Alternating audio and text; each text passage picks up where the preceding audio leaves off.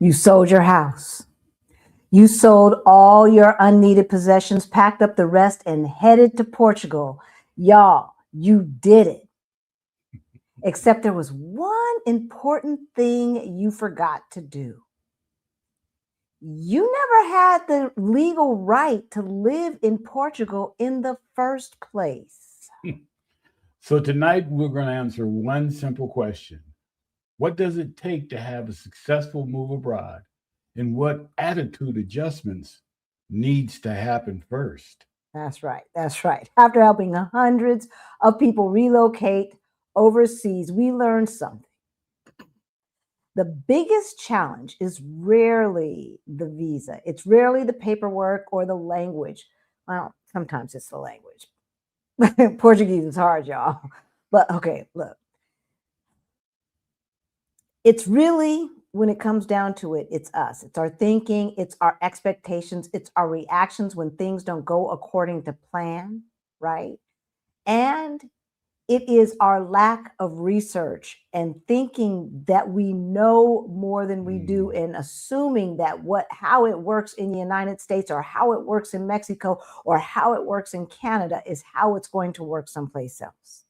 And you could not be further from the truth. No. So we're going to break it down today. Got to. Hey, y'all. My name's Halisi. And I'm Rick. Welcome to our Black Utopia. On our channel, we talk about money, travel, and life abroad. We help folks who look like us, who are getting close to retirement age, get their money straight so that they can retire on time or maybe even early.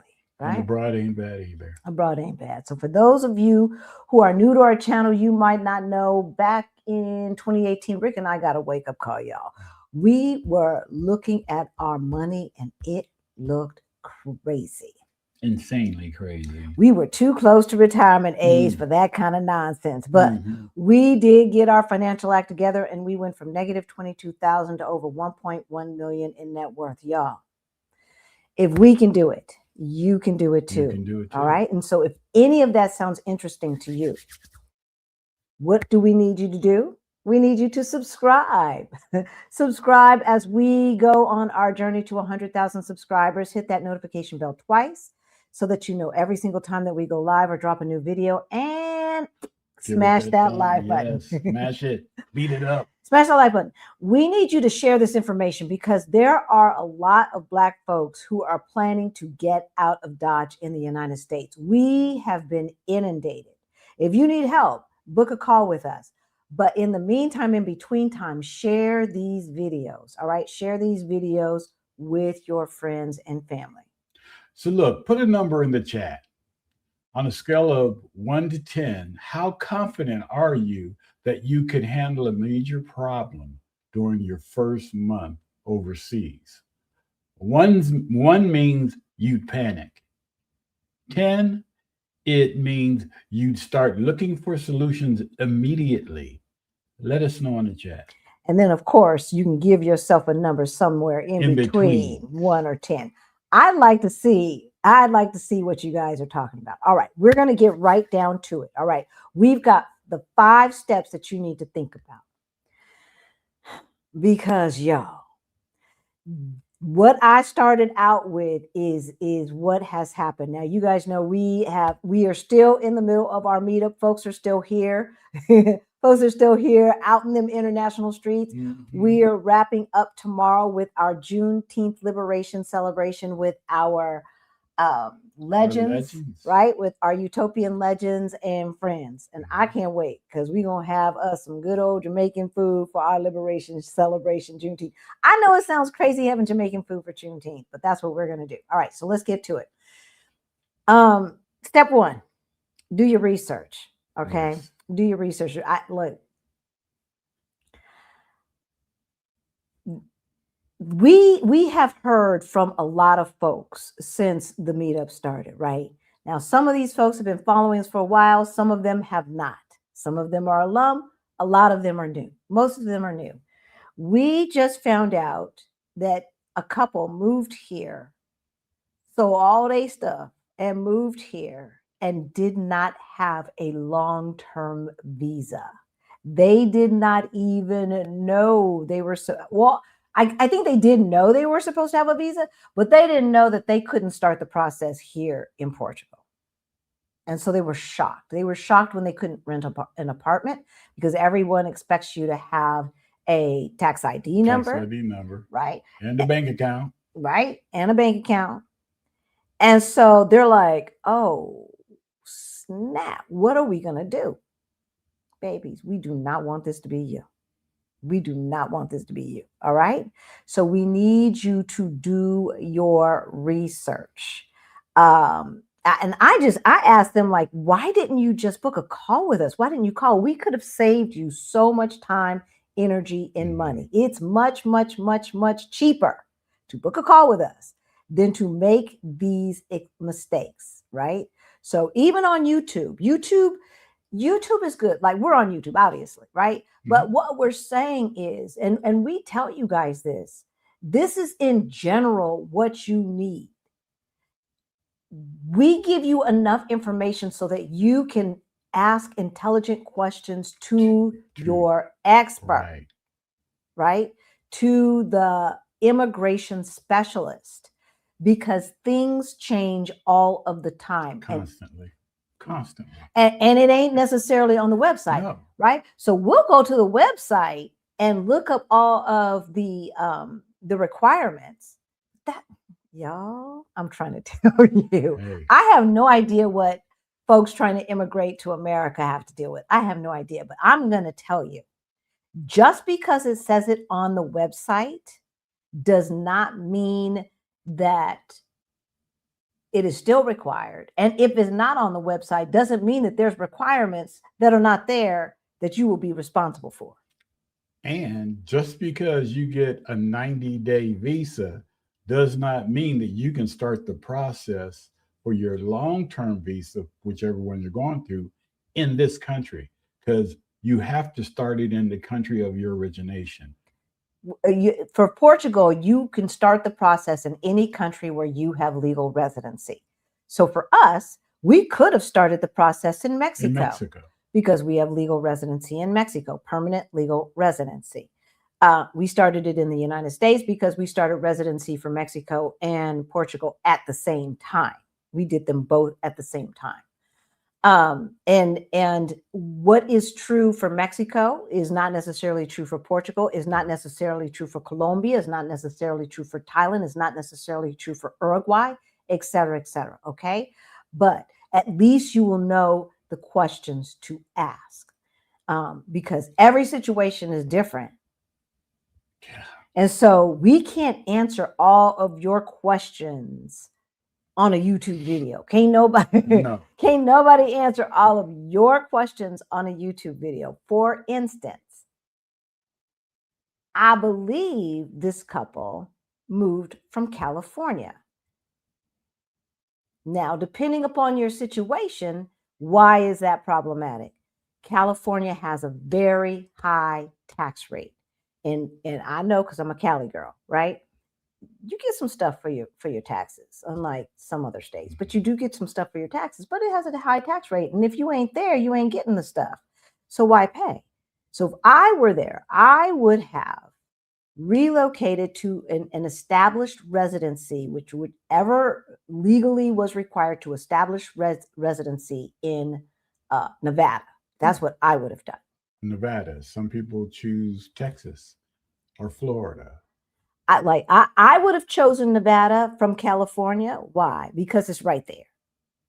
And because my vote would count more in Nevada than it would count in Texas or Florida. That's me. That's how I think. But everyone should be thinking about their taxes. So yes, there are tax treaties with a lot of countries with the United States, which means you will not be double taxed. But that has nothing to do with state taxes. That's federal taxes. State taxes are state taxes. Federal taxes, federal taxes.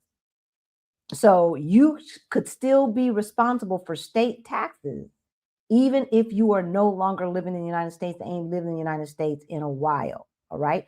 We file taxes for Colorado every single year. And as a matter of fact, we're going to check our email after this, because we know we got a ballot that we need to vote on for the primary in Colorado. So we're going to do that. Right. we're paying our taxes, we're damn well going to vote, right? So you need to understand what the visa requirements are. You need to understand that, like, there are some places that you can start the process in country. Yeah. Uruguay is one of those, but you don't show up without having all your paperwork. Got to have all your paperwork. Right?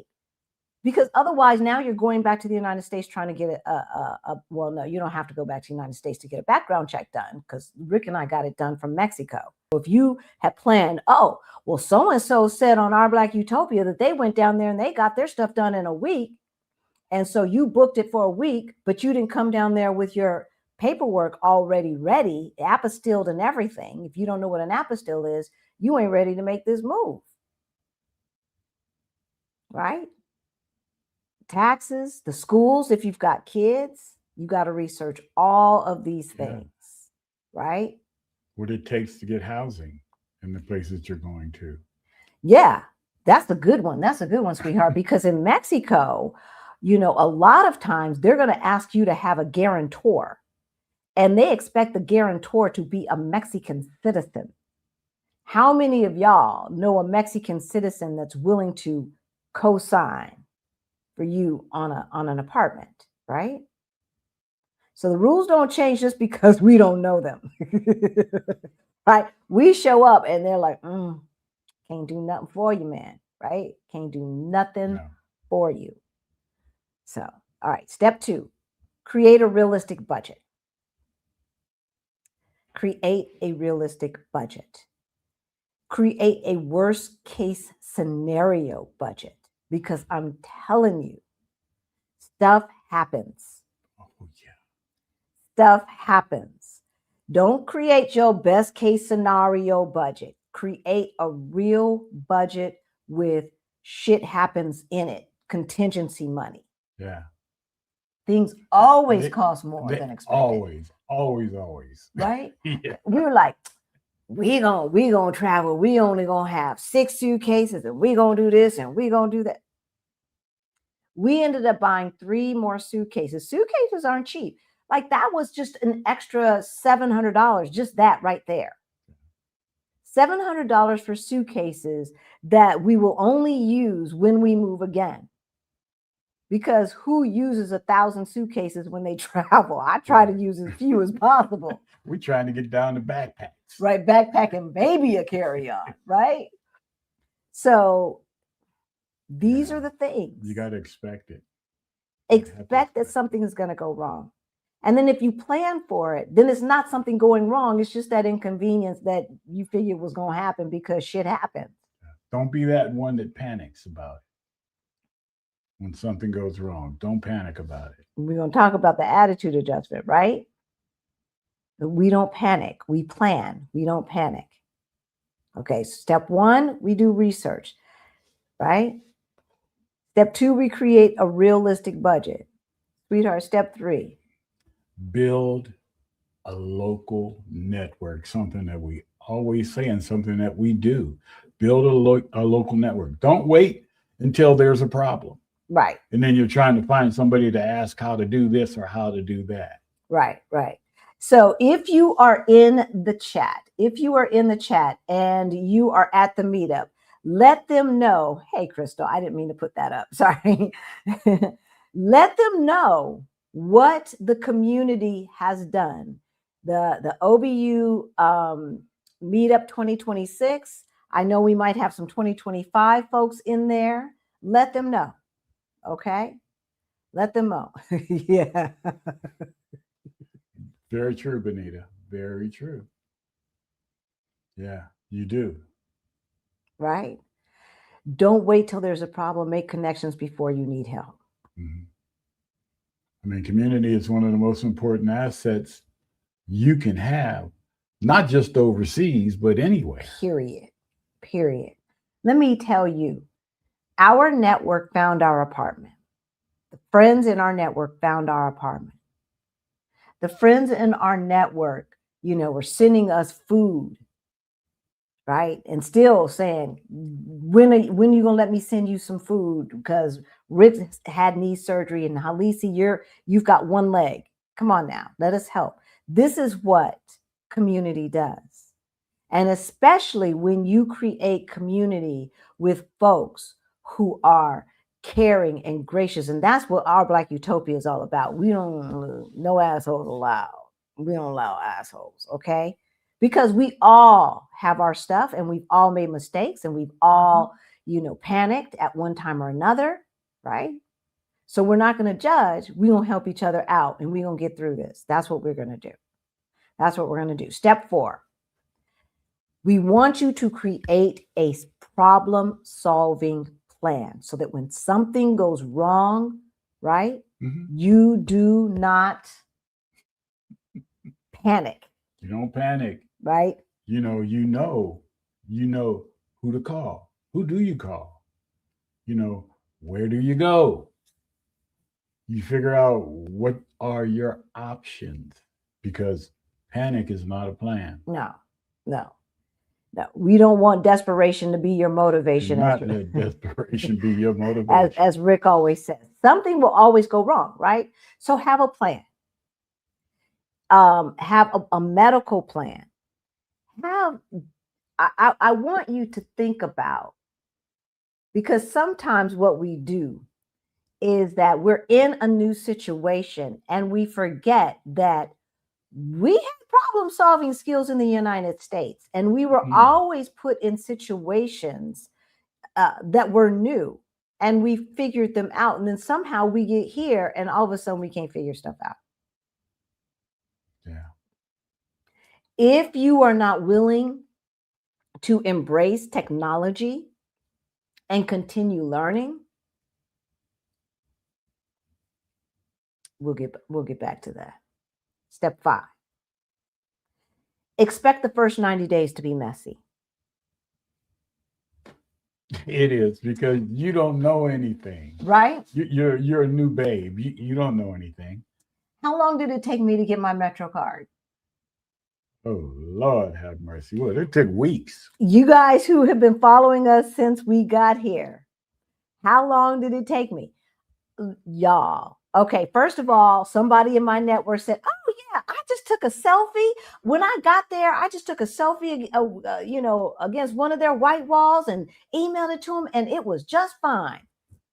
Because I didn't have any more passport pictures. Rick had a passport picture left, so he got his card. They looked at me, they're like, selfie? No, woman. We ain't doing all that. We are not doing all that. No. So what you need to do is come back when you have a picture. So, and they have the photo booths in half of the metro stations have those little photo booths, right? So you can get them anywhere. So I went and got one at the photo booth. Right. Showed up the next day at about noon, and they're like, "Yeah, so we ain't giving out no more tickets today." Yeah, you should. They will cut off. They cut people off. You can be out there for hours standing in line. And I looked at the sign and I was like, "But we've given out all the tickets we've given out today through to 7 o'clock." This was at noon, y'all. And you know what? It don't do no good to get mad. Yeah, no. Who you gonna complain to? I'm a lodge a complaint. They say, okay, Karen. Whatever. And so then somebody in the network said, what you need to do is you need to go over to the Caris in Saldana. Go over to the Caris in Saldana. They never have a line. I think you went first thing in the morning, and I ended up saying, baby, I'll meet you there for lunch. And you were still in line. That was the fourth time, okay? Because the first time I went at like 9:30, okay? Because I'm not showing up at noon. I'm going to show up early. I went at 9:30. No more tickets. No more tickets. Yes. And he looked at me and he was like, so this was like a Wednesday. He said, I'll see you on Friday. I said, what about tomorrow? Oh, no. Tomorrow's a holiday. So I came back on Friday at 7 a.m. and there was still a line, but I was like number 40 or 50 in line. So she came out there at like 8 a.m. and gave everybody a ticket So then we left, and Rick came and met me for lunch. For lunch, yeah. We had lunch, and I went back. It's like, oh, okay, I'm number 70, and they're at number, I don't know, 62. So time to wait. I mean, and the saying, things get messy. Things don't go as you feel they should go. 5 times to get my card. Yeah, it doesn't go smooth to the point where you say, let me speak to your supervisor, because that ain't gonna happen. No. And look, it doesn't have to go badly. No. If you have planned, if you've got a realistic budget, but it can get messy, right? Everything is new. Every system is different, right? Give yourself time to adjust. And I could have been complaining and this and that, but here's the reason why it was so busy, because they had just instituted free passes for anyone over 65 or under 22. And it was the first of the month, and school was starting, university was starting, and they were all in line to get their passes. So I just happened, stuff happens. Yeah. Stuff happens. And I did not allow it to spoil my day.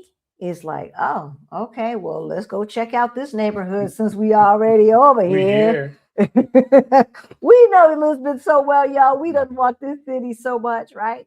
All right. So those are the 5 steps that you need, the logical steps that you need to do, right, to make sure that you are going to have a successful move abroad, and that you've got the questions that you need to ask to the person that you are going to hire. There are not too many places that you want to move abroad to that you want to DIY, okay, what you want to do it yourself, okay? There's just not. And Portugal definitely ain't one of them. You do not try and move to Portugal and DIY. Those days are over. Unless you don't care about wasting money. If money is not a thing and you can give up tens and tens of thousands of dollars and waste money, cool, do it yourself. Because I'm going to tell you, just because the list says this doesn't mean that they don't want this, that, and the other, or they want it in a special way that's not written out. They just expect you to know. Right. All right. So we're going to move on to the attitude adjustments. Adjustment number 1. Stop asking, why is this happening to me? Start asking, what is the next best step? Stop asking, why is this happening to me? And start asking, what is the best next step, right? What question creates victims, right? One creates opportunities and solutions. Yeah. You're not a victim, right? It happens. It's happening to everybody. Hiccup. Everybody goes through the same things that you go through. Yeah, some kind of hiccups. It's not that they're trying to pick on you or, No. It's nothing like that at all. Nope. All right. Adjustment number 2. Focus on what you can control. Yeah. Focus on what you can control. Yeah. Because you cannot control the bureaucracy, the landlords, the utility companies, the weather, or the politics. Right? You can control your attitude, your reaction, the decisions that you make next, right? And how you respond. That's very important. Right?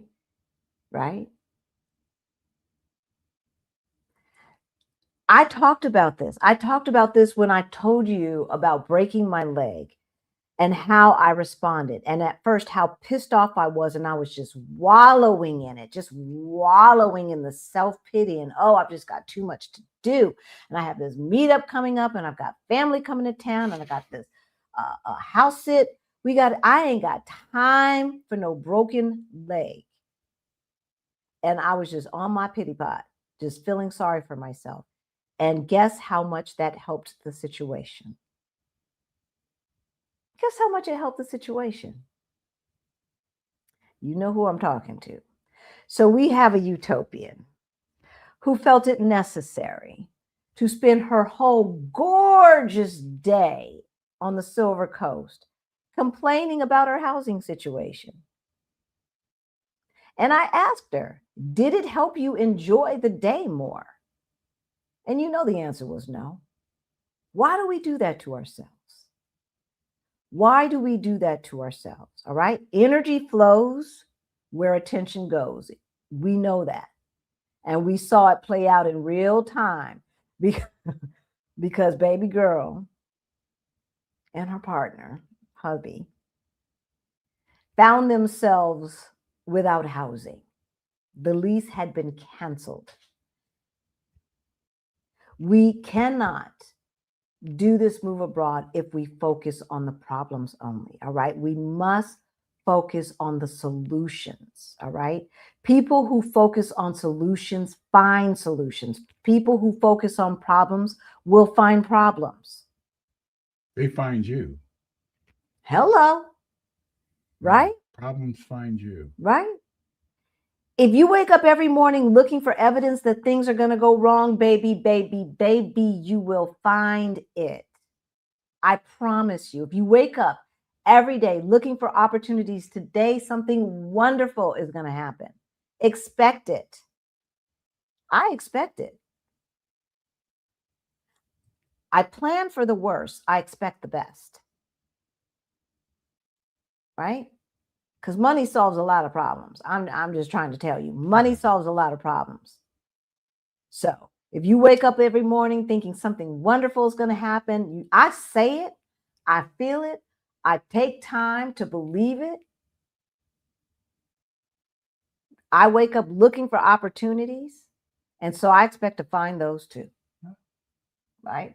Rick knows. I'll be saying, look, we, especially back in America where we had mail service, I say, we're going to get a check in the mail today, baby. He's like, oh, here we go. Did we get checks in the mail when I said it? We truly got checks in the mail. I was like, yeah, okay. Then I started believing it because it was happening.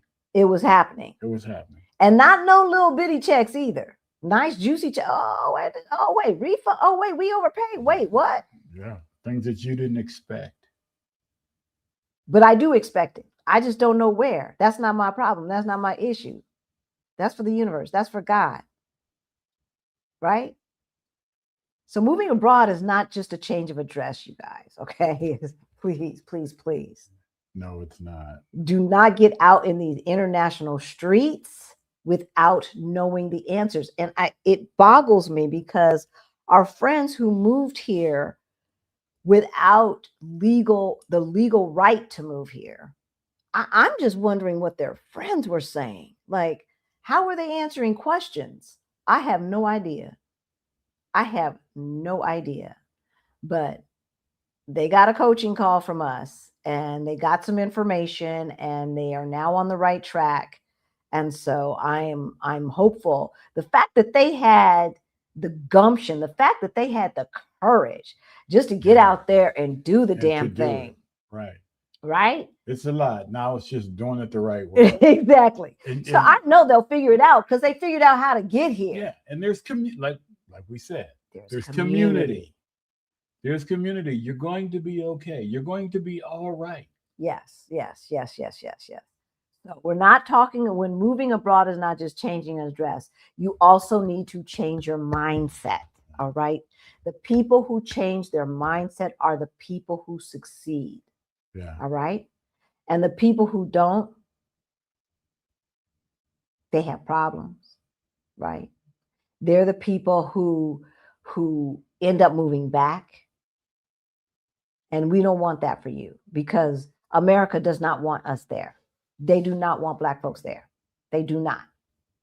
And quiet is kept. They don't want the righteous whiteness there either. Quiet is kept, right? So when you have the right attitude and you refuse to let problems become your identity, right? That's what we need. That's what it's going to take. So if you need help putting together a plan, you can take a shortcut. You don't have to watch 1,000 videos to figure this thing out, okay? We have done it. We have gotten residency in 2 different countries on 2 different continents. And we're going to get a few more. We've been living in Lisbon, Portugal for 4 years, y'all. For 4 years.